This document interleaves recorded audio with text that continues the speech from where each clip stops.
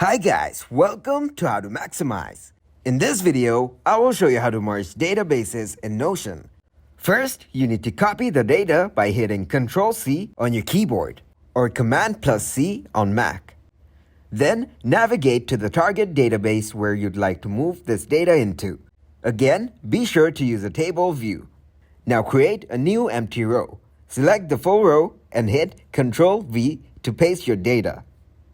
Create new rows for each database item. If you have two databases, for example, Database 1 and Database 2, click on Database 2, drag all files, right-click, and select Move. Then select where you want to move this database. After that, select Database 1. All of your data from Database 2 is moved and merged with Database 1. Databases have been merged in Notion. Thanks for watching and please leave a like, subscribe, and share.